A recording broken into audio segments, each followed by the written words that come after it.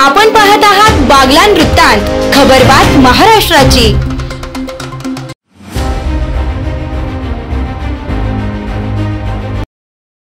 नांदगाव मनमाड रस्त्यावरती हरणाचा अपघाती मृत्यू झाला आहे।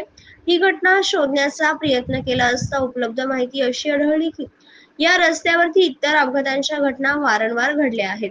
फेब्रुवारी 2025 मध्ये मनमाड नांदगाव रस्त्यावरती भीषण अपघात झाला होता, ज्यामध्ये 2 तरुणांचा मृत्यू झाला आणि 2 जण गंभीर जखमी झाले होते।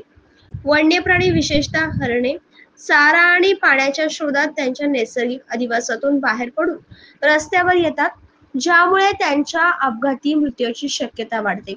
वन्य प्राण्यांच्या संरक्षणासाठी आणि त्यांच्या अधिवासाच्या संवर्धनासाठी स्थानिक प्रशासन आणि नागरिकांनी एकत्रितपणे प्रयत्न करणे आवश्यक आहे। दरम्यान नांदगाव मनमाड रोडवरती 3ऱ्या किलोमीटरवर दिनांक 22 मार्च 2025 रोजी भरधाव वेगाने जाणाऱ्या पिकअपने सकाळी 7:30 वाजता हरणाला जब्बर धडक मारल्याने सुमारे 50 फूट लांब जाऊन हरिण जागीच ठार झाले। मात्र सदर पिकअप चालक न थांबता तिथून पसार झाला। काही नागरिकांनी त्याचा शोध घेण्याचा प्रयत्न केला, परंतु तो पिकअप मिळाला नाही।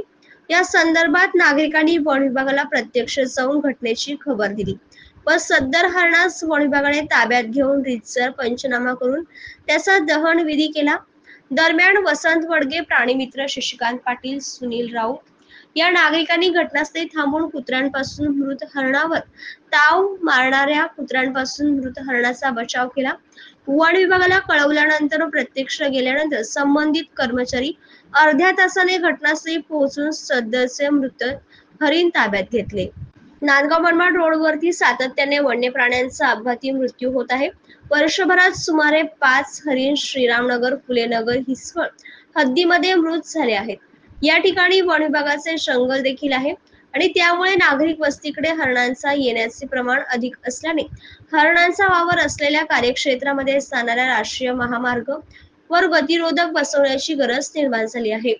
गुरुकुल कॉलेज स्टॉप ते हॉटेल चांदणी गार्डन या दरम्यान 2 गतिरोधक टाकून अपघातापासून हरणांचा मृत्यू होणे टाळता येईल। यासाठी सध्या ठिकाणी गतिरोधक बसवावे अशी मागणी वन्यप्राणी मित्रांनी केली आहे। तसेच फ्रेश विभागाला लागून असलेल्या मालेगाव रोड, नांदगाव मनमाड रोड या ठिकाणी हरणांचा सातत्याने वावर असल्याने येथे पाण्याची हौद देखील वन विभागाने तयार करावे व तिथे वन्य प्राण्यांसाठी पिण्याच्या पाण्याची व्यवस्था देखील करावी। त्यामुळे वन्य प्राण्यांची भटकंती कमी होईल व त्यांचे प्राण देखील वाचतील।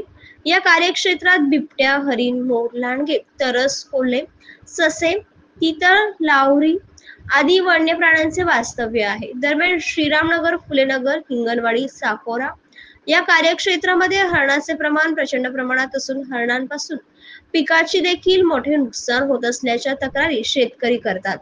यावर देखील वन विभागाने योग्य त्या उपाययोजना कराव्यात अशी मागणी होत आहे।